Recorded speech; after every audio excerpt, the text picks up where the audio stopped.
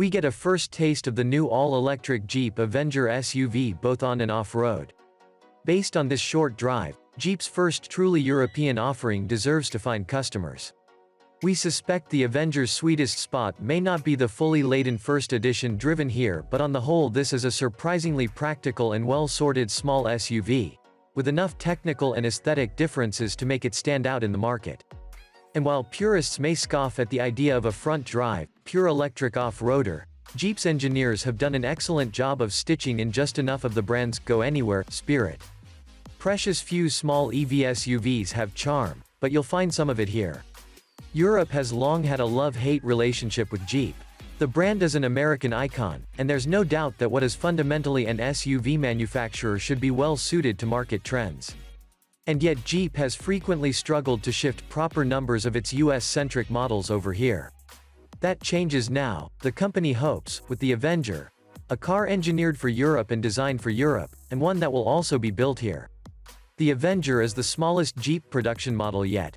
It is, in effect, a sister vehicle to the Peugeot 2008 and DS3, and it will be made in Poland alongside a couple more stablemates, forthcoming baby SUVs from Alfa Romeo and Fiat. It goes on sale in a few weeks' time and deliveries won't be expected until late spring 2023, but Auto Express has been granted early access to a very late prototype to see how it's progressing. The raw specs seem promising enough on paper. The Avenger sits on an evolution of parent group Stellantis's CMP platform, and for UK customers at least, it's an EV only. There will be four-wheel drive versions, we're promised. There have to be, really, to truly deliver on Jeep's brand values. But of course, the vast majority of sales are likely to be front-wheel drive editions like the car we're driving here. It features a single motor producing up to 154 bhp and 260 Nm of torque, depending on which of the car's modes you're using. There's a 54 kWh battery, 51 kWh usable, made up of 10 cell modules beneath the rear seats and 7 beneath the front. You'll get a heat pump, handy, and 3-phase AC charging, less handy for most UK buyers, as standard, and rapid charging will max out at 100 kilowatts, enough, Jeep claims, to take the battery from 20 to 80% of charge in 24 minutes. The car weighs just over a ton and a half, and Jeep says it'll be capable of traveling around 249 miles between recharges, or 342 miles in stop-start urban traffic that allows more frequent brake energy recuperation. It certainly looks smart enough. The evolution of CMP has allowed shorter overhangs, improving the car's approach and departure angles to match those of the larger Jeep Renegade. And this and some neat design work around the wheel arches give the Avenger a more planted stance than other cars on the same architecture, despite it having a similar width. There's a neat integration of Jeep's 7-slot front grille, now flush to reflect the all-electric powertrain, while the side profile is pure Jeep, with a suitably abrupt drop at the C-pillar. And at the rear there's a fresh take on the company's X taillights. Clever placement of the body cladding means that car park scrapes are likely to hurt bare gray plastic more than the painted bumpers or headlight units. The overall effect is that of a proper chunky small off-roader, and one that stretches beyond the compact 4.08 meters length. As a comparison, Peugeot's 2008 is a full 22 centimeters longer. The image seems pitched to sell, then, and the good news is that the same can be said of the driving experience.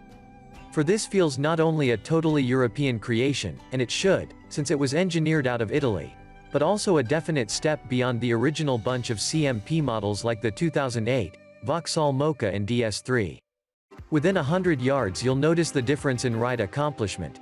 What feels like a slightly softer initial setup, but with slightly more robust damping that keeps things contained over some of the coarser access roads at our base for the day. Stellantis's Balaco test track. The facility is known for its smooth asphalt, and the Avenger feels most at home here. The steering is consistently weighted, with a pleasing amount of heft, and it's direct and fast enough for you to position the Jeep accurately. It does a good job of staying flat in corners, and there's adjustability in the chassis too. If you do find the nose washing out into understeer, it's natural, entirely predictable trait. If you're misbehaving, then a mid-corner lift can bring it back in line. We'd want time on roads for a definitive judgment, but we already suspect this car strikes a better mix of composure, comfort, control and coherence than many of its competitors, including some from within Stellantis itself. This sophisticated experience is also down to the calibration of the throttle in the Avenger's 3 road-based driving modes. In normal you have 107 bhp and 220 Nm of torque, and if you flick the switch between the front seats to move into Eco mode, those figures drop to 81 bhp and 180 Nm. In the default setting there's enough punch for B roads and motorways, and while the efficiency-focused mode does feel a little lethargic on Balako's expanses, that instant EV torque would probably still deliver enough pace in suburban traffic, should you want to eke out every mile of range possible. That ability to carry speed through corners means you could need the full 154 bhp and 260 Nm of sport mode less than you might imagine. The best thing to report is that if you do demand maximum performance from the Avenger, key elements like the pedal modulation and steering don't lose their balance. The new electric motor, developed as a joint venture between Stellantis and Nidec, is impressively refined, with next to no whine, even under hard acceleration. Balako's compacted surface probably does the Avenger a few favors on rolling refinement, but even so, there's little transference or road roar, and the worst noise we could detect at 60 miles per hour was a bit of wind rush from around the side mirrors. We did try one of the off-road modes, meanwhile. Mud allows the front wheels to spin a little more than usual in a bid to clear them of sludge and find better traction. Our brief test on a puddle-strewn track was some way short of the more extreme Jeep Trail rated fair, but it demonstrated not only that the front drive setup can cope with slippery, wet conditions but also how the increased ride height lifts you above many ground obstacles that would thump the underfloors of rivals. The other modes, incidentally, are sand and snow, and there's also a hill descent control system.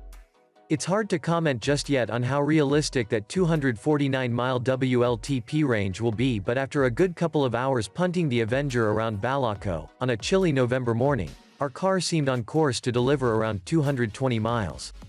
We can see how flicking the B switch to increase the level of energy regeneration when you lift off from 15 kilowatts to 45 kilowatts would help the car to travel comfortably more than this distance in town. Inside, there's a single spec of infotainment system, a 10.25-inch affair that offers Android and Apple integration, along with TomTom navigation, and a digital instrument panel that will measure the same size on posher versions, and 7 inches on lower-end editions. The central display has a slick interface and the system responds snappily to screen presses. Extensions of the software's functionality will also be able to be accessed via smartphones, smartwatches and home assistants. The dashboard is clean and neatly designed, with drive selector switches replacing any sort of gear lever and, thankfully, conventional buttons for heating and ventilation, precisely what's required from a brand with functionality at its heart. The finish throughout is clever and tasteful more than it is than lavish, but there are enough body-colored inserts to brighten the mood, and patterned textures where there might otherwise be bare gray plastics. There's space on board for 4 adults, with noticeably more rear knee and legroom than you'd find in the DS3 or Mocha, although taller rear cabin occupants might grumble a little about headroom in the center seat. The boot is a decent size, meanwhile, at 355 liters, and the adjustable floor has a washable material on its reverse, in case you end up using your Avenger to take your 4-legged friend for walks. We've yet to see definitive UK specs and prices for the Avenger, but we already know that customers here will be offered Jeep's usual upper trim levels, Longitude and Limited. The more modest of the pair will come with full LED headlights, keyless go, the full gamut of terrain modes, the smaller of the digital instrument panels, electrically adjusted side mirrors, rear parking sensors and 16-inch alloy wheels. The range topper will step the wheel size up to 17 inches and feature the larger instrument panel, flashier front seats, adaptive cruise control and a powered tailgate with hands-free gesture control. European customers will be able to buy an entry-level edition with 16 inches steel rims, but at present there are no plans to bring it to the UK. British buyers will be able to stump up for the first edition, though, which gets 18-inch wheels, ambient lighting, a wireless smartphone charger, heated seats and windscreen, folding side mirrors and full LED taillights. Beyond these trim levels, Jeep is planning a relatively simple offering based on options packs. Examples include tech, winter and seats, and a choice of 7 colors. But customers will then be able to customize their cars further at their dealership, by applying graphics to everything from the front grille to the roof. Model: Jeep Avenger First Edition. Price: 38,000 pounds, est. Engine, battery. 1xe motor, 51 kWh, usable. Power, torque. 154 bhp, 260 Nm. Transmission. Single-speed automatic, front-wheel drive. 0 to 62 miles per hour, 9.0 seconds.